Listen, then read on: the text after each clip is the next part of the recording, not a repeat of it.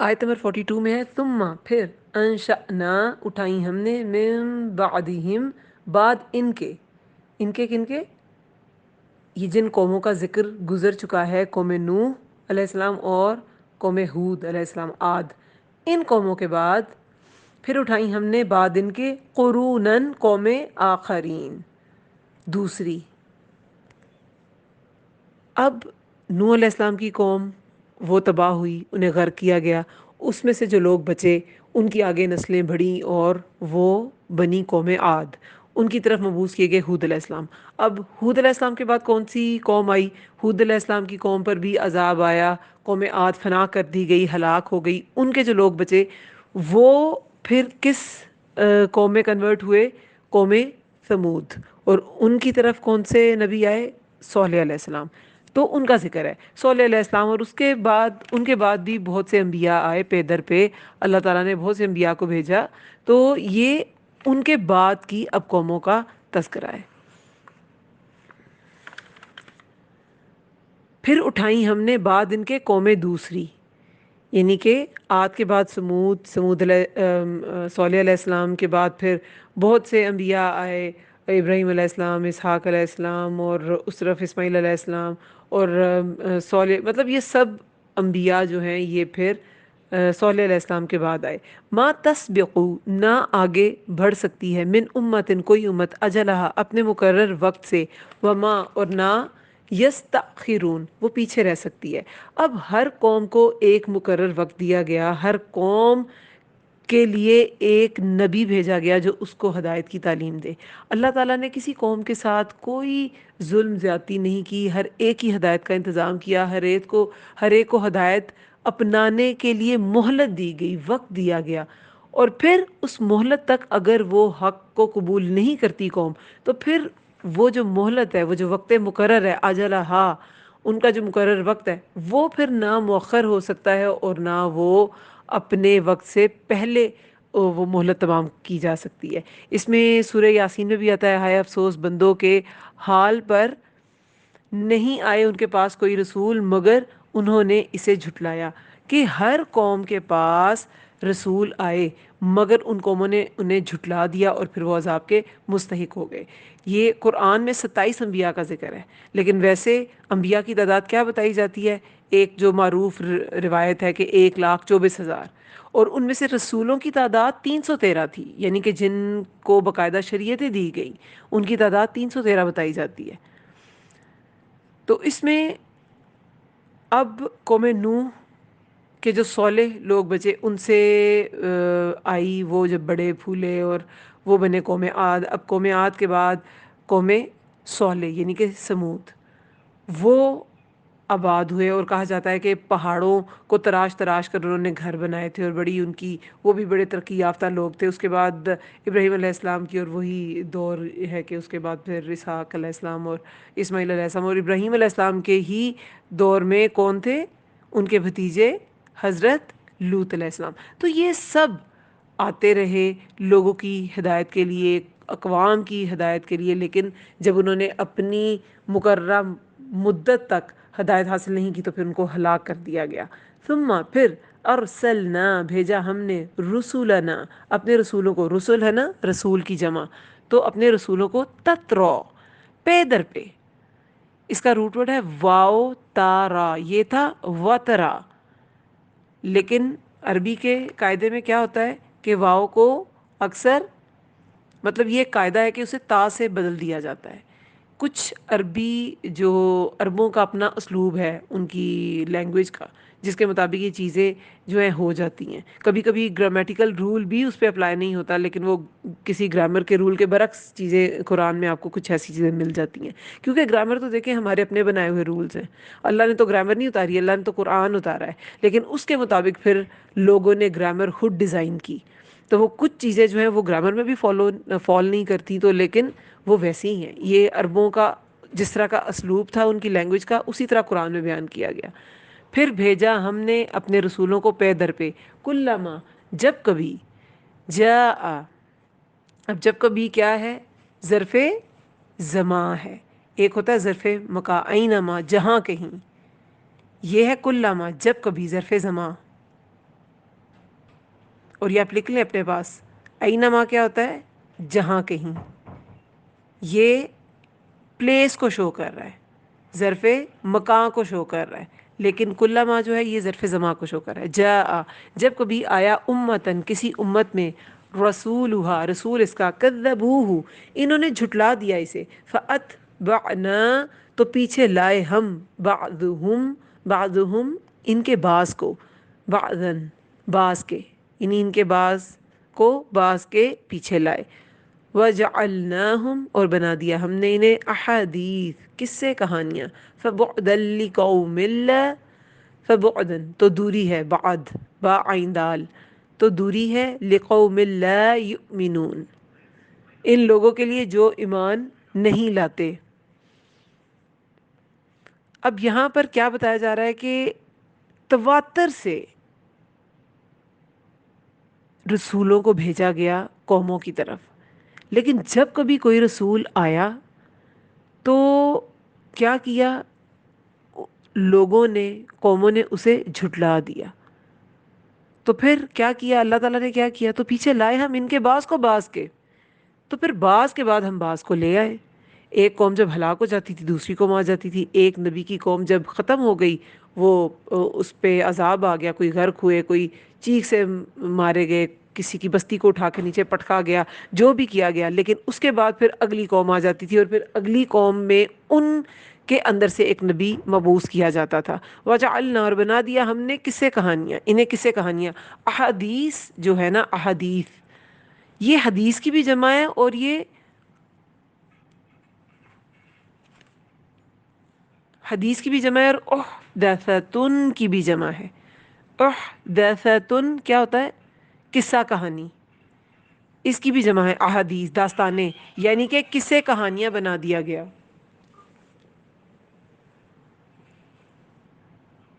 فبعدن تو دوری ہے، لقوم لا یؤمنون ان لوگوں کے لیے جو نہیں ایمان لاتے۔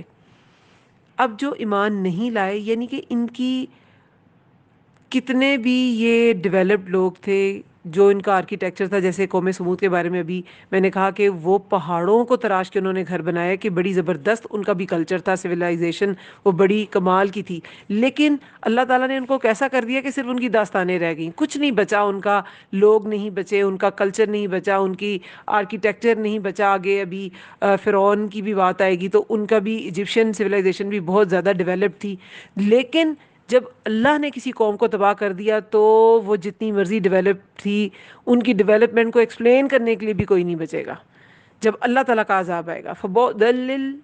فبعدن تو دوری ہے، لقوم لا یؤمنون ان لوگوں کے لیے جو نہیں ایمان لاتے، یعنی جتنے مرضی اونچے لمبے تھے عاد کی طرح، جتنے مرضی پہاڑوں کو تراشنے والے تھے سمود کی طرح، سب کے لیے دوری ہے اگر وہ ایمان نہیں لائے، سب کے لیے اللہ کی رحمت سے دوری ہے۔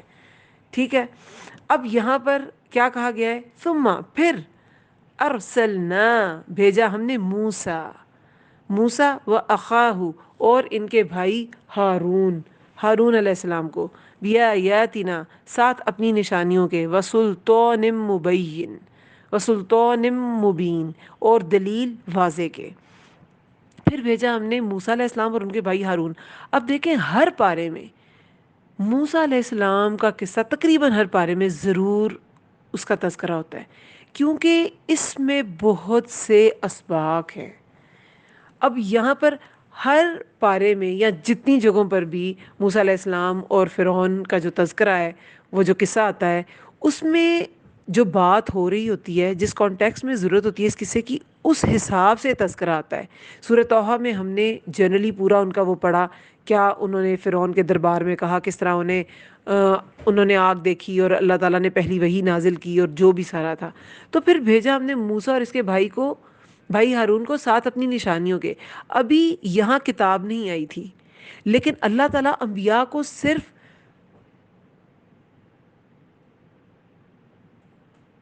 وحی جلی نہیں دیتا، وحی خفی بھی دیتا ہے۔ جیسے کہ کتاب جو ہے وہ وحی جلی ہے، کہ صاف صاف بات ہے کہ یہ اللہ تعالیٰ کے ورڈز آف گاڈ ہے، لیکن کچھ چیزیں انبیاء کو الہام کی جاتی ہیں، کچھ ان سے فیصلے کرائے جاتے ہیں، کچھ ان کو بتایا جاتا ہے، گائیڈنس دی جاتی ہے، وہ وحی خفی ہوتے ہیں. جیسے احادیث جو ہے وہ کیا ہے، وہ بھی اللہ کے حکم سے ہی نبی صلی اللہ علیہ وسلم فرماتے تھے، لیکن وہ وحی خفی ہیں. تو اس لیے یہاں بھی ابھی ان کے پاس تورات نہیں آئی تھی جب وہ فرعون کے پاس گئے ہیں موسیٰ علیہ السلام اور ان کے بھائی ہارون علیہ السلام، لیکن انہیں نشانیاں دی گئیں. اور نشانیاں کیا تھیں؟ اس کا تذکرہ جو ہے وہ سورہ اعراف میں ڈیٹیل سے گزر چکا ہے، کوئی کنسلٹ کرنا چاہے تو ضرور کرے. 9 نشانیاں تھیں. ید بیضہ بھی تھا، اور عصا تھا، اور ان کی کافی ساری ہم نے یہ چیزیں پڑھی تھی کہ کیا کیا ان کو ان کے ان کے سپورٹ کے لیے اللہ تعالیٰ نے نشانیاں دیں. اور پھر اور کیا دیا؟ وہ سلطان مبین، اور دلیل واضح کے اللہ نے انہیں بھیجا اپنی نشانیوں کے ساتھ. اور دلیل کیا تھی؟ دلیل سلطان ہوتا ہے ایسی دلیل جو کہ لاجواب کر دے، مغلوب کر دے اگلے کو، جس کا کوئی جواب ہی نہ ہو کسی کے پاس. یہ جو بادشاہ کے لیے ہم سلطان کا ورڈ یوز کرتے ہیں نا، مجازی معنی ہے، لغوی نہیں ہے. سلطان کا دراصل مطلب دلیل ہوتا ہے. ٹھیک ہے، تو ساتھ دلیل واضح کے بھیجا.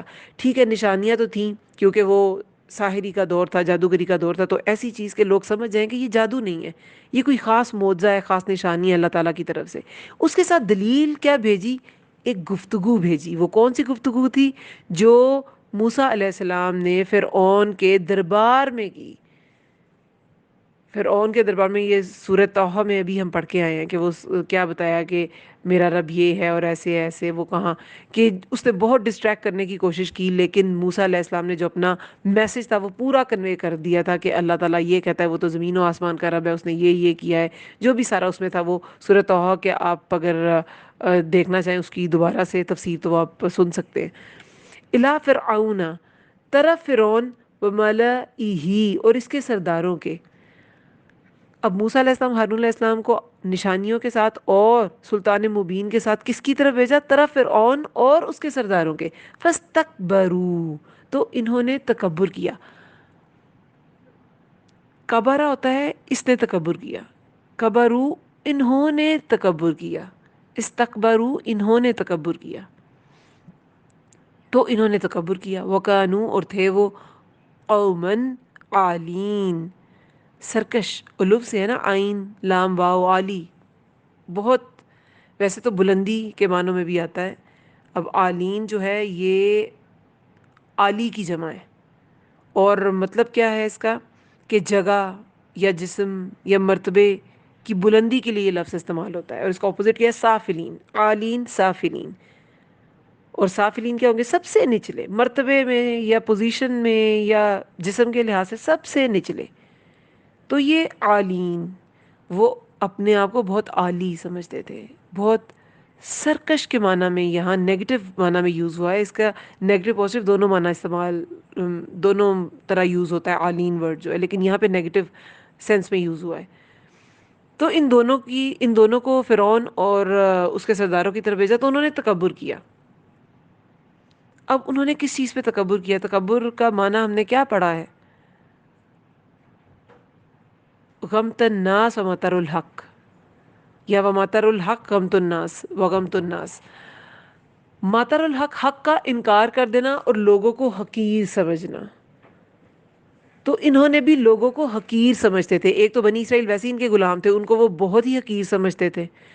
تو اور پھر جن کو وہ حقیر سمجھتے تھے انہی کے دو لوگوں کو کیسے وہ اپنا لیڈر مانتے، کیسے ان کی بات مانتے. اس لیے انہوں نے لوگوں کو حقیر سمجھا، اس لیے حق کا بھی انکار کر دیا، حق کو بھی نہیں مانا. یہ ان کا تکبر تھا کہ حق کو نہیں ماننا. اور تکبر یہ حق کو نہ ماننا اور لوگوں کو چھوٹا سمجھنا. کیوں لوگوں کو چھوٹا انسان کب سمجھتا ہے؟ جب خود کو بہت بڑا سمجھتا ہے. یہ خود کو کیوں اتنا بڑا سمجھتے تھے؟ آپ یہ ایجپشین سویلائزیشن دیکھیں نا، ان کو بتانے کے لیے کوئی رہا نہیں. ساری قوم پوری آل فرعون غرق ہو گئے تھے این اس دریائے نیل کے درمیان میں، سمندر کے درمیان میں غرق ہوئے، تو کوئی بتانے والا نہیں رہا. لیکن اب مصر کے ابھی بھی آرکیٹیکٹ لوگ دیکھ کے حیران ہوتے ہیں، اس کی جو جو اس کی تعمیرات ہیں اس میں 2.5 ٹن کے بلاکس ہیں جو ابھی بھی مشینوں سے اٹھانا بہت مشکل ہے. وہ کیسے انہوں نے پلیس کیے, وہ کیسے رکھے گئے, ان کے لباس, ان کے زیورات, ان کے جو آرنامنٹس ہیں وہ اتنے دلکش ہیں, ان کے رنگ ابھی تک خراب نہیں ہوئے, اس میں چمک اتنی زیادہ ہے. وہ یہ کیا کرتے تھے؟ تو یہ ساری ان کا یہ جو ترقی تھی نا, اس کی وجہ سے ان میں ایک تکبر تھا, اور اس تکبر کی وجہ سے وہ دوسروں کو اپنے سے حقیر سمجھتے تھے. اور جب ان کو حقیر سمجھتے تھے تو اگر کوئی حق کی بات لے کر ان کے پاس جب آیا تو انہوں نے اس حق کی بات کو قبول نہیں کیا. سورہ سبا آیت نمبر 34 میں کیا آتا ہے؟ نہیں بھیجا ہم نے کسی بستی میں کوئی ڈرانے والا مگر یہ کہ اس کے مترفین نے کہا جو کچھ تم لائے ہو ہم اس کے انکاری ہیں. یہ ہمیشہ جو قوم کے مترفین ہوتے ہیں نا وہی ایسا کام کرتے ہیں, کیونکہ مترفین کا مائنڈ سیٹ ہی یہ ہوتا ہے کہ یہ جو لوگ ہیں نا یہ ہم ان کو لیڈ کرنے والے ہیں, ہم ہم ٹرینڈ سیٹرز ہیں اور یہ ہمارے فالوورز ہیں. تو فالوور کوئی ٹرینڈ سیٹ کر دے یا وہ کوئی بات کہہ دے اور وہ اسے مانے, یہ ان کے لیے پاسبل ہی نہیں تھا. یہ ان کے لیے کیا تھا؟ آؤٹ آف کوشچن, سوچ ہی نہیں جاتی وہاں پہ. اب دیکھیں آگے کیا کہا جا رہا ہے. فقولو, تو وہ کہنے لگے, انؤمن, کیا ہم ایمان لائیں, لبشرین, دو انسانوں پر, مثلنا, اپنے جیسے, وقومہما, اور قوم ان دونوں کی, لنا, ہمارے لیے, عابدون, عبادت کرنے والی ہے, نہیں, تابع دار ہے. اب اتنی تابع دار ہے, اتنی غلام ہے, غلامن نہیں کہا یہاں پر, کیا کہا ہے؟ عابدون, عبادت کرنے والی ہے. یعنی کہ عبادت کا مطلب کیا ہوتا ہے؟ غلامی, ٹوٹل سبمیشن, جو اللہ تعالیٰ ہم سے چاہتا ہے نا, ٹوٹل سبمیشن. تو یہ کیسی ان کے اخلاق کس حد تک جا چکے تھے, اور یہ غلامی کی ایک پیک پوائنٹ کو ظاہر کرتا ہے کہ جب غلامی جو ہے نا وہ عبادت بن جاتی ہے. کہ جو ان کے ٹرینڈ سیٹرز نے, ان کے ملاؤ, ان کے ملا سرداروں نے کہہ دیا, جو ان کے فرعون نے کہہ دیا. فرعون کیا ہے؟ ایجپٹ کے بادشاہ کا یہ لقب تھا, جیسے حبشہ کے بادشاہ کا نجاشی تھا, اور یمن کا بادشاہ کا طبع تھا, اور روم کے بادشاہ کا کیسر تھا, ایران کا کسریٰ تھا. تو اس طرح اس کا کیا تھا؟ فرعون. تو جو جی ہمارے فرعون نے کہہ دیا تو وہی کرنا ہے. اس حد تک غلامی تھی کہ وہ عبادت بن چکی تھی. جو مالک تھے, آقا تھے ان کے, جو وہ کرتے تھے وہی یہ کرتے تھے. اور اس کے امپیکٹس بعد میں بھی ان تک رہے, ان میں رہے, جو ہم پڑھ چکے ہیں کہ جیسی انہیں آزادی ملی تو وہ سامری نے انہیں فوراً بھٹکا بھی دیا اور انہوں نے بچڑے کو معبود بھی بنا دیا. یعنی کہ وہ دماغی طور پہ آزاد نہیں تھے ابھی, انہیں بہت زیادہ ٹریننگ, بہت زیادہ انہیں تربیت کی ضرورت تھی. اور وہ اس حد تک جو ہے وہ غلامی کا, ذہنی غلامی کا شکار تھے کہ یہاں قرآن میں کیا کہا گیا ہے؟ اور قوم ان دونوں کی ہمارے لیے عابدون, تابع دار ہے, تابع داری کرتی ہے, ٹوٹلی ہمارے آگے وہ جھکی ہوئی ہے. تو کیا ہم ایسی قوم کے ہی دو لوگوں کی بات مان لیں؟ ایسا تو ہو ہی نہیں سکتا. یہ کیسے ہوگا؟ فَكَذَّبُوهُمَا, تو انہوں نے جھٹلا دیا, ہما, ان دونوں کو. ہما جو ہے تثنیہ کا صیغہ ہے, ہم پلورل کا ہوتا ہے, ہو سنگولر کا ہوتا ہے, واحد کا. تو ہما تثنیہ, دو کا. تو یعنی کہ موسیٰ اور ہارون علیہ السلام کو انہوں نے جھٹلا دیا. فَكَانُوا, تو وہ ہو گئے, من المہلکین, ہلاک ہونے والوں میں سے. اب اس جھٹلانے کا نتیجہ کیا ہوا؟ جب بنی اسرائیل کو چھڑا کے نکلے موسیٰ علیہ السلام, بہت بار ان کو وہ کہتے رہے کہ باز آ جاؤ, ان کو موقع ملتا رہا, وہ بار بار ان پر عذاب آتے رہے کہ وہ باز آ جائیں. ہر طرح کا عذاب ہے, ہم نے ڈیٹیل سے اسے پڑھا تھا, ٹڈیوں کا اور خون کا, مینڈک کا, کہ ہر کھانے کی ان کی ہر چیز میں کیڑے ہوتے تھے, جوؤں کا, جوئیں پڑی ہوتی تھیں ان کے کھانے میں. سوچیں انسان وہ کھانا کھا سکتا ہے؟ پانی پینے لگو تو وہ خون لگے آپ کو, وہ پی سکتا ہے انسان پانی؟ لیکن پھر بھی یہ باز نہیں آئے. یہ کہتے تھے آپ ہمارے لیے دعا کریں. جب ان سے عذاب ٹلتا تھا تو وہ پھر اپنی باتوں سے پھر جاتے تھے اور اعراض کرنے لگتے تھے, اور اپنے عہد کو کہ ہاں ہم بنی اسرائیل کو چھوڑ دیں گے بھول جاتے تھے. پھر ٹال بٹول کرنے لگتے تھے اور پھر ایک نئے عذاب کا شکار ہو جاتے تھے. 7 طرح کے عذاب ان پر آئے.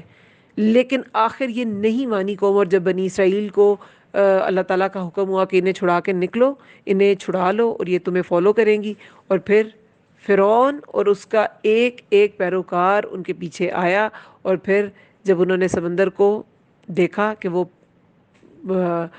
سیپریٹ ہو چکا ہے سمندر، تو وہ بھی ان کے پیچھے چلے گئے، لیکن وہ سب غرق کر دیے گئے، تو وہ پھر کیا ہو گئے؟ ہلاک ہونے والوں میں سے۔ وَلَقَدْ، اور البتہ تحقیق، آتَيْنَا، دی ہم نے، موسیٰ الکتاب، موسیٰ علیہ السلام کو کتاب، لعلہم، تاکہ وہ یہتدون۔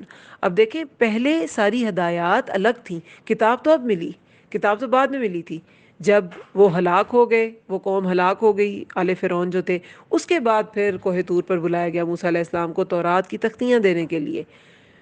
تو اس کتاب کے علاوہ بھی پہلے احکامات موسیٰ علیہ السلام کو ملتے رہے، اور آج بھی جو قرآن حکیم ہے اس کے علاوہ بھی جو احکامات ہیں وہ اللہ تعالیٰ کی طرف سے ہی ہیں، جو ہمیں احادیث کی صورت میں ملتے ہیں، اور کوئی تقریری حدیث ہے، کوئی قولی ہے، کوئی فعلی ہے، تو ان سب یہ ساری فارمز جو ہیں، یہ انبیاء اپنی مرضی سے باتیں نہیں کرتے، وہ اللہ کے حکم سے، ہاں کچھ چیزیں اپنی طرف سے مشورہ دیتے ہیں وہ، لیکن جب شریعت کی بات آتی ہے تو وہ اللہ تعالیٰ کی طرف سے ہی بات کہتے ہیں۔ البتہ تحقیق دی ہم نے موسیٰ علیہ السلام کو کتاب، تاکہ وہ ہدایت پائیں، یعنی کہ ہدایت خود بھی سمجھے بات کو، اور ہدایت کا انتظام کریں لوگوں کے لیے، ہدایت پائیں۔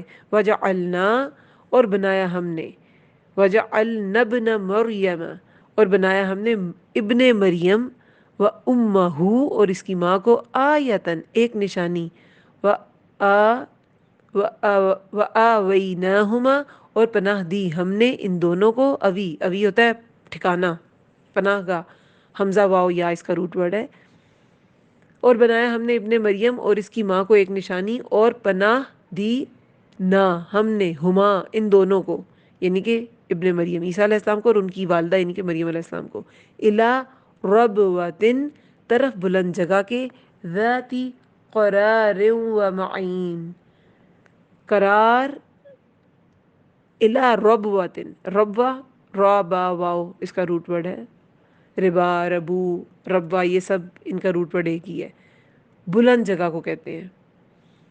اب کہاں پر انہیں پناہ دی؟ ایک تو وہ بلند جگہ تھی، ایسی زمین جو اونچی ہو، عام زمین کی نسبت زیادہ بلند ہو، پانی زیادہ جذب کرتی ہو، مطلب اچھی زمین، اور یہ زیادہ تر پھر ایسی زمین کیا ہوگی؟ سرسبز و شاداب ہوگی، درختوں والی ہوگی، بعض کہتے ہیں دمشق کی زمین ہے، بعض کہتے ہیں بیت المقدس کی بات ہے، تو ان کو زمین دی کون سی؟ الا ربوت، طرف بلند جگہ کے، ذاتی قرار، پھر قرار والی جگہ تھی، سکون والی جگہ تھی، و معین، اور بہتے چشمے والی جگہ تھی۔ اب موسیٰ علیہ السلام کے بعد ان کے تقریباً 600 سال بعد، کتنے 100 سال کا وقفہ ہے، موسیٰ علیہ السلام کے بعد پھر عیسیٰ علیہ السلام آئے، اور وہ بھی بنی اسرائیل میں ہی نبی بنا کر بھیجے۔ ان کا اب تذکرہ کیا جا رہا ہے کہ ہم نے عیسیٰ علیہ السلام اور ان کی والدہ کو ایک نشانی بنایا۔ کیسے؟ ایک تو ان کی جو والدہ تھیں، ان سے پہلے کوئی ہیکل میں، مطلب لوگ جو اللہ کے نام پر اپنے بچوں کو وہ جو دین کے لیے وقف کر دیتے تھے اور تعلیم کے لیے وقف کر دیتے کہ ساری زندگی تعلیم سیکھے اپنا کوئی بچہ، تو یہ بوائز کے ساتھ زیادہ تر کیا جاتا تھا۔ لیکن جب ان کی والدہ نے وہ جو خواب دیکھا، پہلے تو ان کے والد جو ہیں عمران وہ فوت ہو گئے مریم علیہ السلام کے، تو انہوں نے کہا کہ میرا جو بچہ ہوگا میں اسے اللہ کے راستے میں دے دوں گی، لیکن پھر جو ہے وہ ان کی بیٹی ہو گئی، تو پھر انہوں نے کہا کہ میں نے تو ایسے منت سوچی تھی، تو پھر انہیں کیا ان کے دل میں خیال ڈالا گیا، کیا انہیں الہام کیا گیا کہ بیٹیاں بیٹوں جیسی، لڑکیاں لڑکوں جیسی نہیں ہوتی، تو لڑکیاں لڑکوں جیسی نہیں ہوتی، لیکن کچھ کام ایسے ہیں جو عورت کے ذریعے تو ہو سکتے ہیں، مرد کے ذریعے نہیں ہو سکتے۔ اب جیسے ان کو بغیر شوہر کے بیٹا عطا کیا گیا، یہ کسی مرد کو نہیں عطا کیا جا سکتا بغیر بیوی کے اولاد، تو یہ اللہ تعالیٰ نے جو کام، تو یہ اس طرح یہ ایک نشانی بن گئی۔ ایک تو ان کی عیسیٰ علیہ السلام سے پہلے کی زندگی بھی ہیکل میں انہوں نے گزاری اتنی پاکیزگی کے ساتھ، تو وہ بھی ایک نشانی، اور دوسرا عیسیٰ علیہ السلام کی ولادت وہ بھی ایک نشانی کے بغیر والد کی ان کی پیدائش ہوئی، تو وہ ایک نشانی انہیں بنایا، اور ان کے بیٹے کو بھی بنایا کہ ظاہر ہے وہ پنگوڑے میں انہوں نے بات کی، اور وہ بھی اللہ تعالیٰ کے لیے جو بھی سارا ان کی تبلیغ کا جو کوششیں تھیں اور جو بھی وہ کرتے تھے، انہیں جو معجزے ملے تو وہ بھی ایک نشانی تھے کہ وہ کوڑی کو ٹھیک کر دیتے تھے چھو کر، اور جو اندھا تھا وہ دیکھنے لگتا تھا، ان کو بھی میں نے کہ دونوں کو نشانی بنایا، اور پناہ دی ہم نے انہیں طرف ایک زمین کے جو اونچی تھی۔ اب کچھ کہتے ہیں کہ یہ جو ذات قرار ہے، یا یہ جو ربوہ ہے، بلند جگہ سکون والی بہتے چشمے والی، یہ عیسیٰ علیہ السلام کی ولادت کے وقت جو جگہ تھی وہ ہے کہ وہ پرسکون جگہ تھی کہ قوم انہیں تنگ نہ کرے، وہ چلی گئی تھی ہیکل سے نکل گئی تھی، اور ظاہر ہے ہیکل میں یہ سارا سسٹم تو نہیں ہو سکتا تھا کہ بچے کی ولادت ہوتی اور سارا، تو وہ نکل گئی تھی، اور وہ ہم نے وہ ڈیٹیل سے سورہ مریم میں آیا تھا کہ پھر کس طرح ان کی ولادت ہوئی، پاس ہی چشمہ تھا، اور چونکہ یہ ربوہ تھا اونچی زمین، تو یہاں کھجور کے درخت سرسبز ہوگی، تو ادھر کھجور کا درخت بھی تھا، اور اسے کہا کہ وہ شاخ ہلا لو، اور وہ تازہ کھجور آئی ان کے کھانے کے لیے، وہ بھی حاضر تھی اور پانی بھی حاضر تھا، تو مطلب وہ زمین۔ لیکن ایک دوسری رائے ہے کہ کچھ مسلم ہسٹری کی کتابوں میں یہ بھی آتا ہے کہ تب کے بادشاہ نے خواب میں دیکھا تھا کہ ایک لڑکا پیدا ہوگا جو اس کی سلطنت کو تباہ کر دے گا، تو بادشاہ نے لڑکوں کے قتل عام کی، ان کی ایکسیکیوشن کا حکم دے دیا، بالکل ایسی جیسے موسیٰ علیہ السلام کے وقت میں فرعون نے دیا تھا۔ تو عیسیٰ علیہ السلام کو لے کر مریم علیہ السلام کسی دوسرے ملک میں چلی گئی تھیں، مصر میں آئی تھنک، مطلب کچھ ایسی روایت آتی ہے کہ کسی دوسری جگہ چلی گئی تھیں، اور پھر جب وہ تھوڑے بڑے ہوئے 10 سال کے تقریباً، تو پھر وہ لوٹی تھیں، واللہ عالم۔ کہ مطلب یہ بھی آتی ہے ہسٹری کی بکس میں، یہ بھی روایت آتی ہے۔ تو پھر دونوں کو نشانی بنا دیا گیا، اور ان کو پھر جگہ بھی دی۔ پھر یہ بھی آتا ہے کہ جب ان کے قتل کی سازشیں بہت زیادہ ہونے لگیں تو انہیں لے کے وہ نکل گئی تھی، ایک الگ جگہ پہ چلی گئی تھی۔ تو یہ سارے پوائنٹس اس میں ایسے بنتے ہیں۔ تو یہاں پر اس طرح مریم علیہ السلام اور ان کے بیٹے کو ایک نشانی بنا دیا گیا، یا ایھا الرسل، اے پیغمبرو، کلو کھاؤ، من الطیبات، پاکیزہ چیزوں میں سے، وعملو، اور عمل کرو، صالحہ، نیک، نیک عمل کرو۔ اب یہاں پر پیغمبروں کو کیا تعلیم دی جا رہی ہے؟ کھاؤ پاکیزہ چیزوں میں سے، لیکن صرف کھانا پینا ہی زندگی نہیں ہے، عمل بھی کرنا ہے، اور عمل کون سے کرنے ہیں؟ نیک، انی، بے شک میں، بما، اسے جو، تعملون، تم عمل کرتے ہو، علیم، خوب جاننے والا ہوں۔ اب یہاں پر کیا بات کی گئی ہے؟ دیکھیں، ایک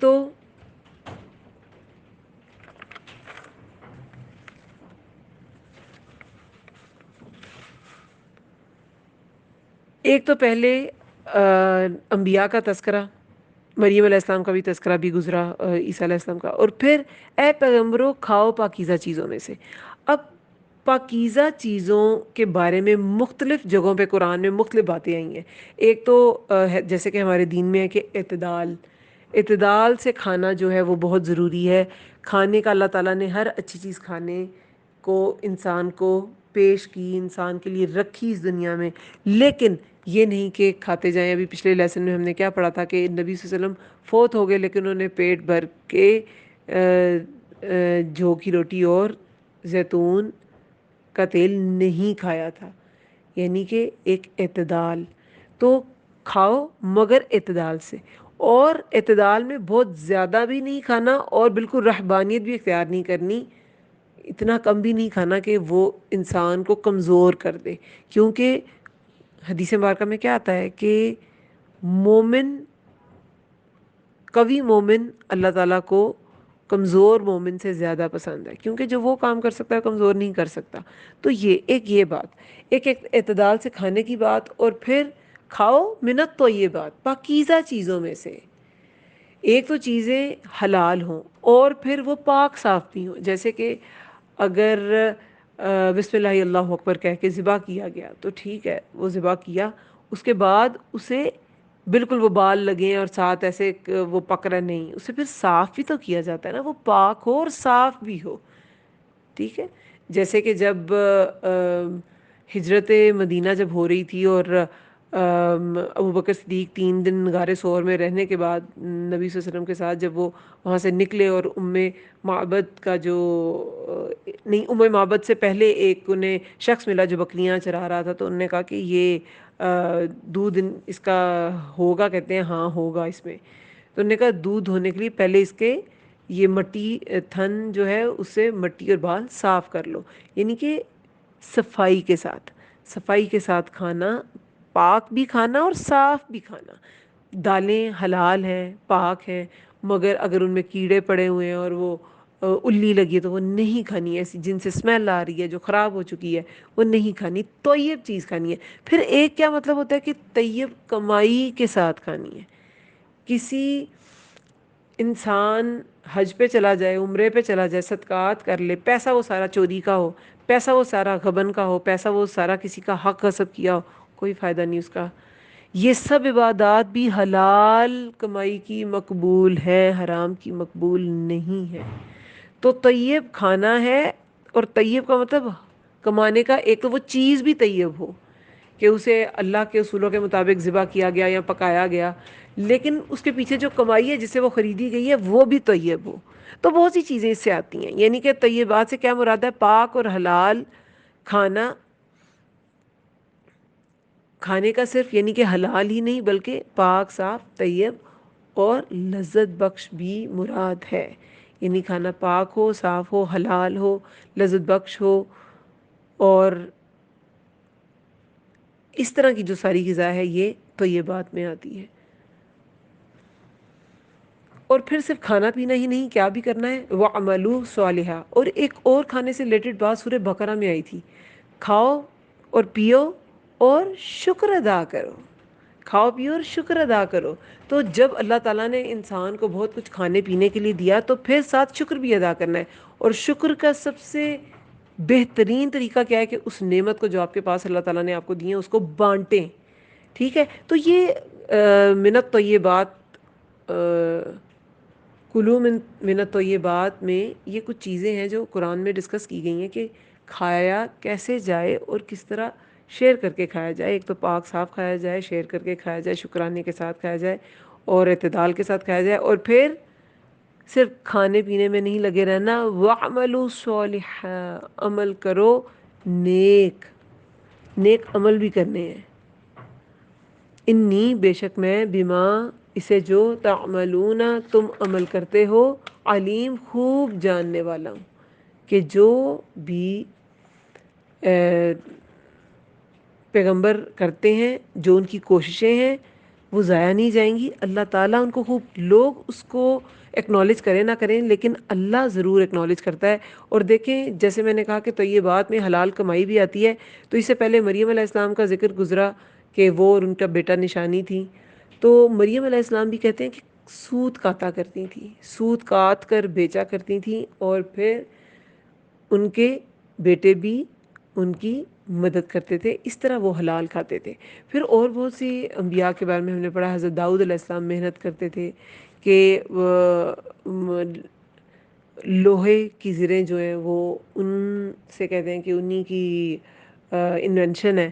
اور پھر کہ پہلے بنتی تھیں لیکن وہ جو رنگز والی ہیں، کڑیاں جس میں لگی ہوتی ہیں، چین کہ ایک سے ایک اندر کڑی اندر پروئی ہوتی ہے، ویسی نہیں تھی، اور وہ داؤد علیہ السلام نے سٹارٹ کی تھی. پھر ایک حدیث مبارکہ میں کہ ہر نبی نے بکریاں چرائیں، میں بھی چند قرارین کے عوض بکریاں چراتا رہا ہوں.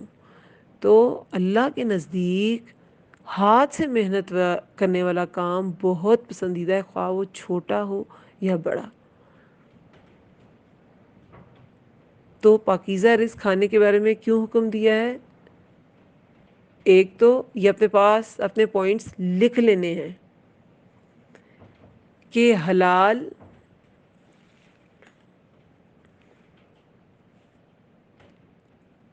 پاکیزہ طیب کھانے سے کیا مراد ہے؟ پہلے تو آپ یہ لکھیں گے طیب کھانے سے کیا مراد ہے، اس میں لکھیں گے کہ کھانا بھی پاکیزہ ہو، پھر صاف ہو، اعتدال سے کھایا جائے، اور شکر ادا کیا جائے. اچھا، اب اس کے بعد ہے کہ پاکیزہ رزق کھانے کا حکم کیوں دیا اللہ نے؟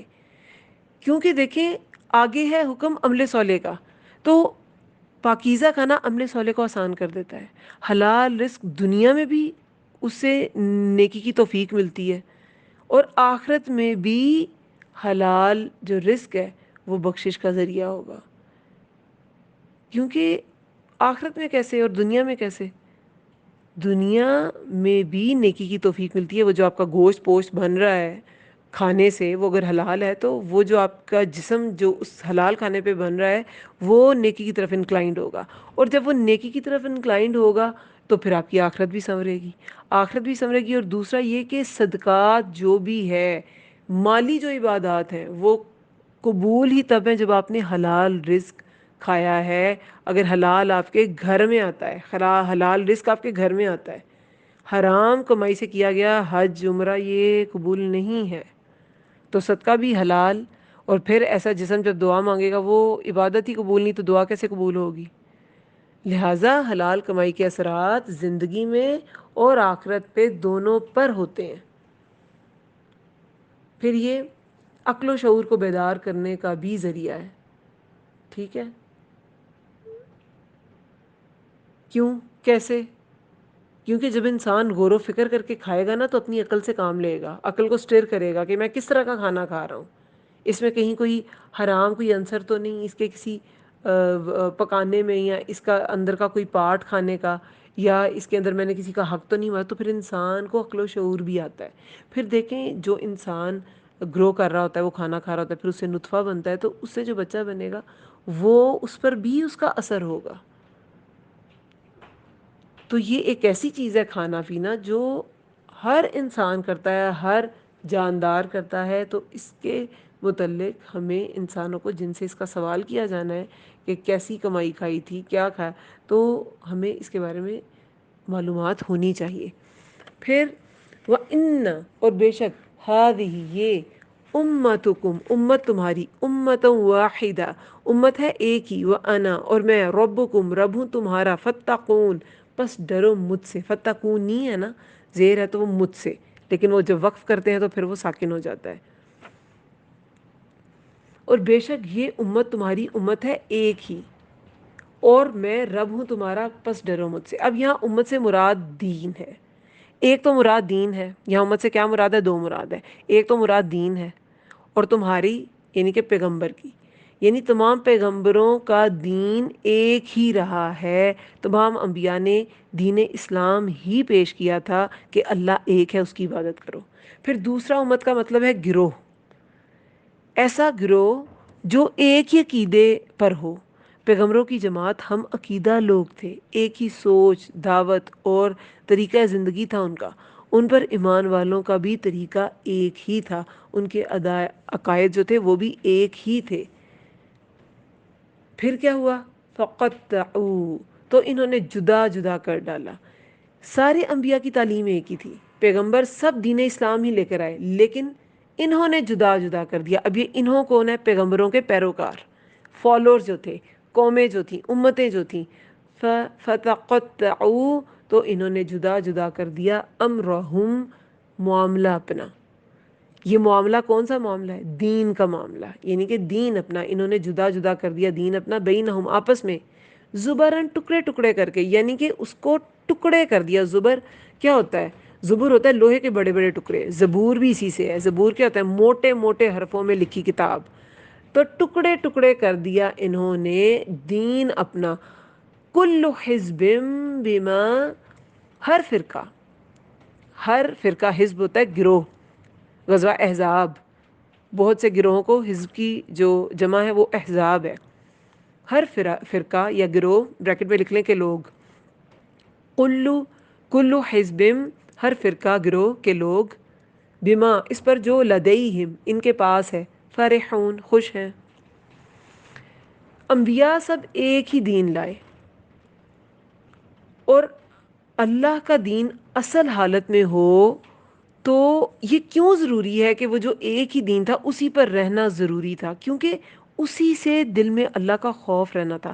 مگر دین کی اصل شکل ختم ہوتے ہی خشیت الہی ختم ہو جاتی ہے. کیوں؟ دیکھیں جب ایک دین ہے پراپر، ایک نبی دین لے کے آیا، اس میں عبادات کے طریقے بتائے، اس میں معاملات کے طریقے بتائے، سیاست کے طریقے بتائے، لوگوں سے ڈیل کرنے کے طریقے، اٹھنے بیٹھنے سارے آداب بتائے. اب کسی کو پسند آیا اس نے عبادت کے طریقے لے لیے، کسی کو پسند آیا اس نے سیاست کا سسٹم اس میں سے لے لیا، کسی کو پسند آیا اس نے کہا بس اخلاقیات. آج بھی آپ دیکھیں کچھ لوگ کہتے ہیں کہ داڑھی رکھی ہوئی ہے اور دیکھو نماز پڑھتا نہیں. ٹھیک ہے، تو ان کا دین داڑھی سے، اس کی نماز نہیں دیکھتے، اس کی داڑھی دیکھتے ہیں. نمازی جو ہوتا ہے وہ دھوکے باز نہیں ہوتا، لیکن دھوکے باز کبھی کبھی داڑھی رکھ لیتے ہیں. ٹھیک ہے، تو نماز کا قصور نہیں ہوتا. ان دو چیزوں کو سپریٹ کر کے دیکھنا سیکھیں، کیونکہ عام جو انسان ہے نا، جو جس کی سطحی سوچ ہے، وہ ایسا ہی سوچتا ہے کہ ہاں داڑھی رکھی ہوئی ہے، دیکھو ایسی نمازوں کا کیا فائدہ. نمازوں کا فائدہ کیوں نہیں ہے؟ داڑھی ایک الگ فعل ہے اور وہ ایک الگ فعل ہے. ہاں جس نے سنت سمجھ کے رکھا وہ تو ٹھیک ہے، داڑھی والے ایسے ہوتے تو نہیں، لیکن کچھ برے لوگ داڑھی رکھ لیتے ہیں. ٹھیک ہے، تو وہ یہ برائی جو ہے نا، برائی اس کو برا سمجھے، اس شخص کو برا نہ سمجھے. ایک انسان بہت سی چیزوں کا مجموعہ ہوتا ہے، بہت سی اچھائیوں برائیوں کا مجموعہ ہوتا ہے. تو آپ اس کی کسی برائی کی وجہ سے اس کی کسی اچھائی کو ٹونٹ نہیں کر سکتے، یا اس اچھائی والے دوسرے لوگوں کو بھی غلط نہیں کہہ سکتے چونکہ اس داڑھی والے نے یہ جو داڑھی والا ہے دھوکے باز ہے تو تمام داڑھی والے دھوکے باز ہیں. یہ نمازی جو ہے جھوٹ بولتا ہے تو تمام نمازی ایسے ہوتے ہیں. ایسے نہیں ہوتا. اسی طرح پردے والیاں بھی اتنی بری ہے پردہ کرتی ہے، ایسے پردے کا کیا فائدہ؟ کوئی بری عورت پردہ کر سکتی ہے، لیکن پردہ اچھی چیز ہے، ہر پردے والی اچھی ہی ہوتی ہے. لیکن کچھ برے لوگ بھی کر لیتے ہیں پردہ، کچھ برائی، برے لوگ تو نہیں کہنا چاہیے، برائی والے وہ کر لیتے ہیں پردہ. اس کا یہ مطلب نہیں ہے کہ پردہ برا ہے. تو وہ اپنے مطابق چیزوں کو ہم اخذ کرتے ہیں اور پھر ٹکڑے ٹکڑے کر دیتے ہیں. کوئی کہتا ہے کہ بس میں اتنی تسبیحات کرتا ہوں اور اتنے نوافل پڑھتا ہوں، پڑھتی ہوں یا پڑھتا ہوں، اور حقوق العباد کا پتہ ہی نہیں. لوگوں کے ساتھ بات کریں تو ان کا دل توڑ پھوڑ کے رکھ دیں، وہ پتہ ہی نہیں. ٹھیک ہے، تو وہ کیا کیا انہوں نے؟ صرف کیا کیا؟ عبادات لے لیں. پھر کچھ لوگ کہتے ہیں اخلاق اتنا برا ہے اور نماز پڑھتا ہے، فائدہ کیا؟ اخلاق ہی سب کچھ ہوتا ہے بھئی، اخلاق اچھا ہونا چاہیے. تو اخلاق تو عبداللہ بن جدان کا بھی بہت اچھا تھا، چیریٹی بھی کرتا تھا، غریبوں کی مدد بھی کرتا تھا، لیکن چونکہ اسلام نہیں لایا تو اس کی بخشش نہیں ہوگی. تو اسلام یا کوئی بھی پیغمبر جو دین لایا وہ پورا ایک ضابطۂ حیات تھا، وہ پورے کا پورا اللہ تعالیٰ کی طرف سے ایک میسج تھا، پورے کا پورا ایک منصوبہ تھا، جس کو انہوں نے ٹکڑے ٹکڑے کر دیا. اور ہر فرقہ جو اس کے پاس ہے اس سے وہ خوش ہے. جب دین کی روح، اللہ کی بندگی نکل جائے تو پھر کیا ہوتا ہے؟ دین ٹکڑے ٹکڑے ہو جاتا ہے. ہر کوئی پھر اپنی مرضی کا ٹکڑا لے لیتا ہے اور وہ پھر اسی میں خوش رہتا ہے. کسی نے عبادت لے لی، کسی نے سیاست لے لی، کسی نے اخلاق لے لیا، تو پھر وہ اسی میں خوش رہتا ہے کہ ہاں ٹھیک ہے. اب دیکھیں اللہ تعالیٰ نے یہ جو انسانوں کی فطرت بنائی ہے، وہ سب وہ فطرت میں ہے کہ کسی ایک ذات کو، انسان کے فطرہ میں یہ چیز ہے کہ اسے اپنا آپ سبمٹ کرنا پڑتا ہے. دیکھیں اجتہادی معاملات میں جو اختلاف ہے نا، اس کی وجہ سے فرقے نہیں بنتے. عقائد میں اختلاف کی وجہ سے فرقے بنتے ہیں. جب آپ کے عقیدے میں گڑبڑ ہو جائے، فرقوں کے اختلاف یا قوموں کے اختلاف کی کیا وجہ ہے؟ اگر ایک کوشچن کوئی پوچھے، اجتہادی معاملات جو ہیں اس میں اختلافات کی وجہ سے فرقے نہیں بنتے. اجتہادی معاملات وجہ نہیں ہے. عقائد میں بگاڑ فرقوں کی، فرقے بننے کی وجہ ہے. عقائد بگڑ چکے ہیں لوگوں کے، آج ہم میں بھی بگڑ گئے ہیں، اس لیے ہم میں بھی بہت سے فرقے ہیں. رسولوں پر ایمان، اگر آپ ڈیٹیل سے اس ٹاپک کو پڑھیں تو رسول کو اس کی بشریت کے سمیت ماننا، اس کی تعظیم، اس سے محبت، اس کا حکم ماننا، وہ کس درجے کا ہونا چاہیے انسان کو سمجھ آتی ہے. عقیدہ تو یہ ہے کہ صرف رسول کی تعظیم کی، جو اس نے کہا اس کو اہمیت ہی نہیں دی. یہ کہا کہ نہیں نہیں قرآن ہی صحیح بات ہے، وہاں جب بات آئے تو ہم نے ٹکڑے کر دیے، قرآن کو اپنا لیا اور حدیث کو چھوڑ دیا. تو یہ اپنی مرضی کا ہم نے ٹکڑا کر لیا. اور ویسے ہم نے رسول پر ایمان کو یہ بنا لیا تعظیم بہت ہے ہمیں، ہم نعت اتنی پیاری پڑھتے ہیں لوگ اشک بار ہو جاتے ہیں۔ یہ کیسی تعظیم ہے؟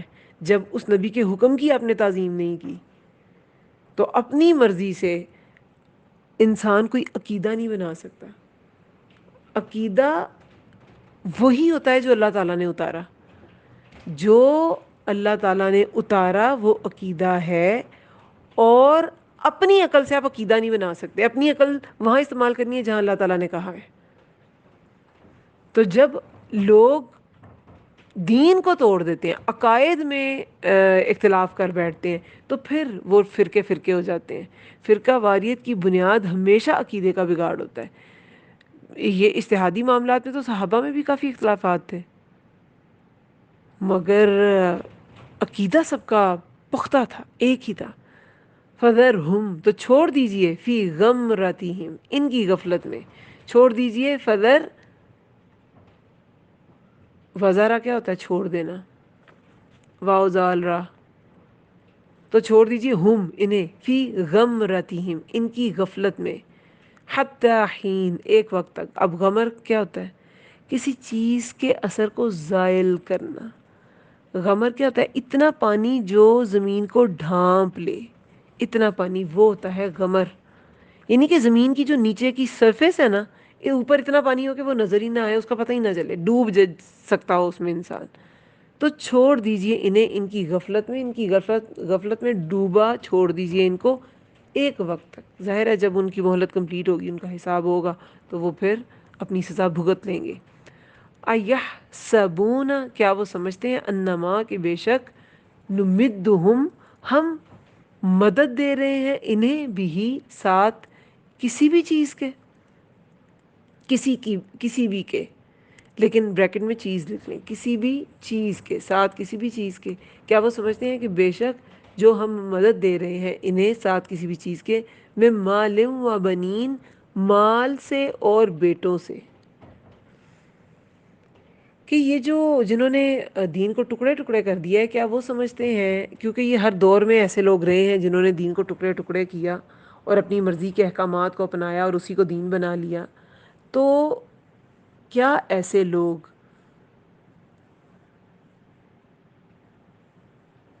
انہوں نے یہ سمجھ لیا ہے کہ یہ جو ہم نے ان کو مال اور بیٹوں میں بڑھا دیا ہے، تو یہ کوئی بہت ہی زیادہ اعلیٰ و عرفہ ہستیاں ہیں کہ ان کو مال اور بیٹوں میں اتنا زیادہ بڑھا دیا گیا ہے؟ دیکھیں مال اور بیٹے کیا ہے، مال و بنین، یہ کیا ہے؟ دنیاوی اعتبار سے مال اور بیٹے خوش قسمتی کی علامت سمجھے جاتے ہیں نا، خوش قسمتی کی، دنیاوی بلندی، دنیاوی ترقی کی علامت سمجھے جاتے ہیں۔ مگر یہ چند چیزیں پا کر انسان غلط فہمی کا شکار ہو جاتا ہے کہ اللہ ہم سے بڑا راضی ہے۔ مگر نعمتیں دراصل انسان کے لیے کبھی کبھی بہت بڑی آزمائش بھی ہوتی ہیں۔ سورہ انبیاء میں ہم نے کیا پڑھ کے آئے ہیں، بے شک ہم انہیں اچھے اور برے حال سے آزما رہے ہیں۔ انسان خیر اور شر دونوں سے آزمایا جاتا ہے، مال سے بھی آزمایا جاتا ہے، مفلسی سے بھی آزمایا جاتا ہے، اولاد سے بھی آزمایا جاتا ہے، اور بے اولادی سے بھی آزمایا جاتا ہے۔ تو یہ کوئی گارنٹی نہیں ہے کہ کسی کے پاس مال اور بیٹے زیادہ ہیں تو وہ بڑا کوئی خوش نصیب انسان ہے اور اللہ اسے بڑا راضی ہے۔ اللہ جس سے راضی ہے وہ، اس کی نشانی یہ ہے کہ اس کے دل میں تقوی ہوگا، وہ اپنا آپ اللہ کو سبمٹ کر چکا ہوگا، وہ اللہ تعالیٰ کی بندگی میں کتنا زیادہ ہے یہ اس کی خوش قسمتی کی علامت ہے۔ مال اور بیٹے خوش قسمتی کی علامت نہیں ہے، لیکن وہ کیا وہ سمجھتے ہیں کہ جو ہم انہیں مدد دے رہے ہیں مال اور بیٹوں میں، تو کہ ہم نسارعو، کہ ہم جلدی کر رہے ہیں، لہم، ان کے لیے، فی الخیرات، بھلائیوں میں، بل لا یشعرون، بلکہ نہیں وہ شعور رکھتے، انہیں تو شعور ہی نہیں ہے کہ یہ چیزیں تو کچھ بھی نہیں ہیں۔ یہ جو ہم اوپر اوپر کی انہیں بھلائیاں دے رہے ہیں، یہ ہم انہیں بھلائیوں میں بڑھا رہے ہیں، یہ جو نعمتیں حاصل کر رہے ہیں، نعمتیں پا کر اگر انہوں نے نعمتوں کی اصل کو نہیں پہچانا تو انہوں نے کچھ نہیں پہچانا۔ یہ نعمتیں تو صرف ایک راستہ تھیں، سہولتیں تھیں کہ وہ اللہ کی طرف بڑھیں، ان نعمتوں کو استعمال کر کے وہ راستہ آسان ہو جائے، مگر انہوں نے تو ان نعمتوں کو ہی پوری کی پوری جزا سمجھ لی۔ ان نعمتوں کو تو صرف استعمال کرنا تھا اللہ کی طرف جانے کے لیے، اور پھر اجر ملنا تھا اللہ سے، لیکن انہوں نے ان نعمتوں کو، مال کو، بیٹوں کو، سٹیٹس کو، اپنے آرکیٹیکچر کو، اپنے زیوروں کو، اپنی سرداریوں کو، انہوں نے خیرات سمجھ لیا، بھلائیاں سمجھ لیا، اور یہ سمجھ لیا کہ ہم انہیں بھلائیوں میں جلدی کر رہے ہیں، ان کو بڑھا رہے ہیں۔ یہ شعور ہی نہیں رکھتے کہ اصل میں ان کے ساتھ ہو کیا رہا ہے۔ غمرہ کیا ہوتا ہے؟ فی غمرتہم حتی حین، کہ ان کی غفلت میں ان کو چھوڑ دیجئے۔ تو پانی جو ہے وہ اتنا زیادہ ہو کہ نیچے کی زمین ہی نظر نہ آئے، غفلت اتنی زیادہ ہو کہ جو اصل مقصد ہے وہی نظر نہ آئے، نعمتیں اتنی زیادہ ہوں کہ اس کی تہہ میں جو اصل مقصد ہے وہی آپ بھول جائے۔ تو یہ ان کی غفلت، یہ ان کا غمرہ تھا جس کی بات یہاں کی جا رہی ہے کہ ان کو شعور نہیں ہے، یہ ایسی غفلت میں ہے، اور جو ایسی غفلت میں ہے وہ اصل چیز کو دیکھ نہیں پا رہے، جو اصل جو روٹ کاز ہے اس کو دیکھ نہیں پا رہے، تو یہ شعور نہیں رکھتے۔ آج بھی دیکھیں، جن کو دنیا میں بہت کچھ مل جاتا ہے نا، وہ دین کی طرف نہیں آتے، وہ اسی میں گم ہو کے رہ جاتے ہیں۔ اور دین کی طرف کیا سمجھا جاتا ہے؟ کون آتے ہیں؟ وہ جو بڑے مایوس ہو جاتے ہیں، تو سوچتے ہیں چلو آخرت میں کچھ ملے گا۔ نبی صلی اللہ علیہ وسلم پہ بھی پہلے غلاموں نے اور کمزور پسے ہوئے طبقہ جو تھا وہ ایمان لے کے آیا تھا، تو کفار کیا مذاق اڑاتے تھے کہ وہ جس پہ ہماری قوم کے بڑے حقیر لوگ جس کے ساتھ ہیں اس کی بات کر رہے ہو۔ تو یہ جو آخرت ہے نا، یہ اللہ کا ایک انعام ہے کہ اللہ نے آخرت رکھی۔ جس کو آخرت پر یقین نہیں، آپ سوچیں وہ کیسی موت مرتا ہے، مایوسی والی، کہ جو میں نے کمایا سب ختم، بس اب مجھے چھوڑ کے قبر میں چلے جانا ہے، جو میں نے رشتے بنائے سب ختم، ان کو چھوڑ کے چلے جانا ہے، جو میں نے کمایا سب ختم، جو میں نے نیکیاں کی سب ختم۔ آخرت ہے تو امید ہے کہ اللہ تعالیٰ ایک ایک چیز کا مجھے انعام دے گا۔ اگر میں نے اپنے بچوں کی پرورش اچھی کی تو مجھے اس کا بھی انعام ملے گا، یہ مجھے واپس جنت میں مل جائیں گے بچے۔ اگر میں نے پیسہ اللہ نے مجھے دیا تھا، میں نے اللہ کی راہ میں لگایا، تو اس سے کئی زیادہ، کئی بڑھ کے گنا سلطنتیں مجھے جنت میں ملیں گی۔ اگر میں نے نیکیاں کی، میں نے اپنے نفس کو مارا، تو اس سے کئی گنا زیادہ بڑھ کے مجھے اجر آخرت میں ملے گا۔ لیکن جس کا آخرت کا کانسیپٹ ہی نہیں ہے، وہ کیسی موت ہوگی اس کی، خود سوچیں۔ لیکن ہم لوگ قرآن پر ایمان رکھتے ہوئے، آخری نبی صلی اللہ علیہ وسلم پر ایمان رکھتے ہوئے، امت وسط ہوتے ہوئے بھی ہماری یہی سوچ ہے، کوئی دین کی طرف آئے تو ہم یہی کہتے ہیں کہ کسی غم کی وجہ سے نہ ٹوٹ کے آیا ہے۔ دیکھیں، ویسے تو یہ سچ ہے کہ کچھ لوگ دنیا کے دھوکے کھا کھا کے تھک جاتے ہیں اور پھر اللہ کی طرف لوٹتے ہیں، وہ بھی ایک طریقہ ہے، وہ بھی ہر انسان کی اپنی جرنی ہے۔ کوئی دھوکے کھا کھا کے دنیا کے دھوکے کو سمجھ جاتا ہے، کسی کا دل ٹوٹا تو کہتا ہے اچھا یہ دنیا تو توڑنے والی ہے، تو مجھے پھر جوڑنے والی ذات سے جڑنا ہے، کہ جو انسان کو جوڑ دیتی ہے، جو انسان کو کمپوز کر دیتی ہے، جو انسان کو مضبوط کر دیتی ہے، جو انسان کو پرسکون کر دیتی ہے، تو پھر مجھے اس کے ساتھ جڑنا ہے۔ ایسے لوگ ہوتے ہیں، مگر یہ سوچنا کہ نہیں، کوئی اگر اللہ کی طرف آیا تو بس یہ کسی غم کی وجہ سے ہی آیا ہے، جو دنیا میں خوشحال ہے انہیں تو اللہ کی طرف جانے کی ضرورت ہی نہیں ہے، ایسا نہیں ہے۔ کسی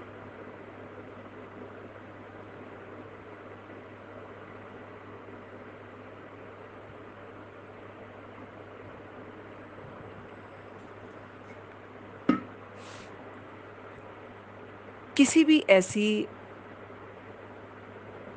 کسی بھی ایسے پوائنٹ آف ویو کو کبھی بھی ہمارا عمل جو ہے وہ سپورٹ نہ کرے، کہ ہاں جب ہمارا بالکل وہ جو کنارے پہ ابھی آپ کا 17 پارے کا پیپر ہے تو اس میں کیا آپ نے پڑھا تھا کہ یہ ایمان لانے والوں کی کون کون سی ٹائپس ہیں؟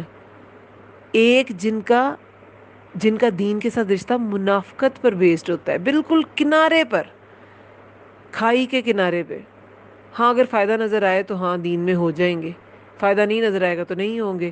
جب تھوڑی سی دکھ لگ گیا تو اللہ سے دعائیں مانگنے کے لیے کود پڑے دین میں. پھر جب آسودگی ہو گئی تو نکل آئے دین سے. تو کیا ایسا ہونا چاہیے ہمارا دین کے ساتھ رشتہ؟ نہیں. تو کرنا کیا چاہیے؟ نعمتوں کے ساتھ دین میں آئے, اللہ کو اس کی نعمتوں سے پہچانے, اللہ تعالیٰ کو اس کی نعمتوں سے پہچانے. ورنہ یہ جو دنیا داری ہے اور دنیا کی آسائشیں ہیں, یہ تو پہلی قوموں کے پاس ہی وہ تھیں.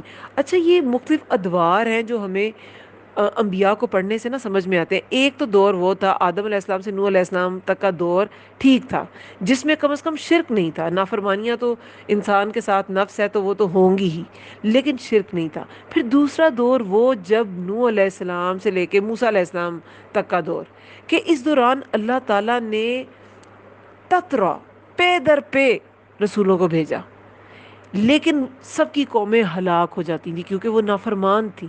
عاد, سمود, صالح علیہ السلام کی, شعیب علیہ السلام کی, لوط علیہ السلام کی, ساری قومیں جو تھیں یہ کیا تباہ ہوئیں. لیکن پھر کیا ہوا؟ موسیٰ علیہ السلام کا دور آیا, اور پھر بنی اسرائیل. تو موسیٰ علیہ السلام کی قوم نے بھی بہت سی نافرمانیاں کی, مگر موسیٰ علیہ السلام کے بعد سے ایز اٹ از امت تباہ نہیں کی گئی. وہ کچھ نہ کچھ چھوڑے جاتے تھے, کچھ نہ کچھ پھر بھی رہ جاتے تھے. بخت نصر نے قتل عام کیا, ٹیٹس نے کیا, ہٹلر نے کیا, لیکن پھر بھی کچھ رہ جاتے تھے, آج تک ہیں. عیسیٰ علیہ السلام کی پھر موجزانہ ولادت ہوئی, بنی اسرائیل لیکن ان پر بھی ایمان نہ لائے. وہ موجزانہ ولادت تھی, وہ ایک نشانی تھے, ان کے پاس بہت سے معجزے تھے, لیکن پھر بھی وہ ایمان نہ لائے. ان کی بھی بہت بار ان کا بھی قتل عام ہوا, کروسیڈز میں بہت سے عیسائی مارے گئے, لیکن یہ بھی ایز اے امہ ختم نہیں ہوئے. اور ان کے بعد پھر آئے ان کی تواتر سے نافرمانیاں کرنے کی وجہ سے کیا ہوا کہ جو امامت تھی وہ بنی اسرائیل سے بنی اسماعیل میں منتقل ہو گئی. اور پھر بنی اسماعیل میں کون سے پیغمبر آئے؟ حضرت محمد صلی اللہ علیہ وآلہ وسلم. اب نبی صلی اللہ علیہ وسلم کی شریعت مکمل ہے. اب امت محمدیہ ہی اس شریعت کے علم بردار ہیں اور وہی تبلیغ کا کام کریں گے. اب کوئی نبی نہیں آئے گا. اب جو معجزے دیے جانے تھے وہ محمد نبی صلی اللہ علیہ وسلم کے تک کمپلیٹ ہو گئے, ان کے ذریعے ہی دین پھیلا, اور اب امت مسلمہ کے ذریعے پھیلے گا. تو اب ہمیں اپنا کریکٹر کیسا رکھنا ہے؟ ہمیں اپنا کریکٹر ایسا ہی رکھنا ہے کہ ہمارا اللہ سے تعلق صرف یہ زبانی کلامی والا نہ ہو, صرف ایسا نہ ہو کہ ہم حق کو پہچان کے گمراہ ہو جانے والوں میں سے ہوں, کہ جو قرب الہی کی, جو امام ابن قیم کا میں نے پچھلی بار بھی کوٹ کیا تھا, قرب الہی کی لذت سے آشنا ہو کر پھر منحرف ہو جاتے ہیں, تو پھر ان کی باقی زندگی عذاب میں گزرتی ہے. نہ جاہلوں کی راحت ملتی ہے, نہ عارفوں کی لذت ملتی ہے. تو ہمیں کیا اپنا تعلق کیسا اللہ سے بنانا ہے؟ صرف فرض نماز پڑھ لیں, فرض روزہ رکھ لیں, اور پھر اپنی آسائشوں میں گم ہو جائیں جا کے؟ نہیں. ایک تو دیکھیں, میں بار بار کہہ رہی ہوں, ذوالحجہ کے یہ دن ہیں, بہت امپورٹنٹ دن ہے.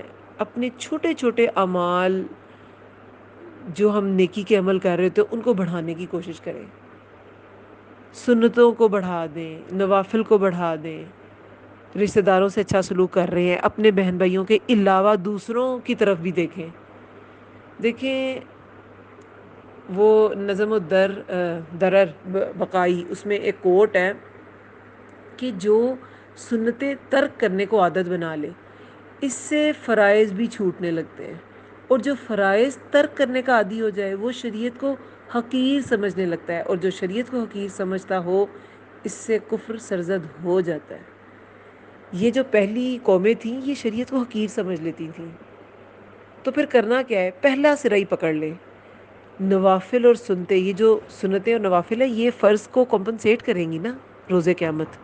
تو ان کی کثرت اتنی رکھیں کہ فرض کو حقیر سمجھنے کے تو کوئی کوشچن ہی نہ رہے, ان کو اتنا بڑھا لیں. یہ سنتیں اور نوافل جو ہے یہ ہر کیٹیگری میں ہوتے ہیں, نمازوں میں ہوتے ہیں, روزوں میں ہوتے ہیں, عبادتوں میں بھی ہوتے ہیں, معاملات میں بھی ہوتے ہیں. کچھ چیزیں آپ پہ فرض نہیں ہیں مگر سنت ہیں, اور کچھ چیزیں نوافل کے درجے پہ ہوتی ہیں. آپ نہ کسی ایسے شخص کی مدد کریں گے جس کی مدد کرنا آپ پر فرض نہیں ہے, مگر اگر کر دیں گے تو ثواب بہت ہے. کبھی کوئی مسافر، کبھی کوئی دور کا رشتہ دار، کبھی کوئی ہمسایہ، تو ان لوگوں کو سرچ کریں اور ان کی مدد کریں، اور اپنا اللہ سے رشتہ صرف فرض تک نہ رکھیں. یہ بخل ہے کہ جس کا رشتہ صرف فرض تک محدود ہو اپنے رب سے. تو اللہ سے ڈر کے معاملہ کریں گے تو آپ کبھی فرائض پہ سیٹسفائی نہیں ہوں گے. اللہ تعالیٰ ہمیں جو بھی ہم پڑھتے ہیں، جو بھی ہم سیکھتے ہیں، اس پر عمل کرنے کی توفیق دے، اس کو مزید اس پر غور و فکر کرنے کی توفیق دے، اس کو آگے پھیلانے کی، اس کو سیکھنے سکھانے کی توفیق دے. آمین رب العالمین. اور آگے پھر انشاءاللہ یہاں تک تو تذکرہ تھا کہ جنہوں نے جو غفلت میں ڈوبے لوگ ہیں اور جو دنیا کی آسائشوں میں ہی ڈوبے رہے اور اسی کو سب کچھ مان لیا، اور وہ یہی سمجھتے رہے کہ چونکہ ہم آسائشوں میں آ گئے ہیں تو ہم اللہ کے بڑے محبوب ہیں اور ہم ہی کامیاب ہیں. لیکن اصل میں کامیاب تو وہ ہیں جو اللہ سے ڈرنے والے ہیں. ان کا تذکرہ اب نیکسٹ لیکچر میں ہوگا انشاءاللہ. تب تک اللہ تعالیٰ آپ سب کو اپنی حفظ و امان میں رکھے اور عمل کی توفیق دے. آمین رب العالمین.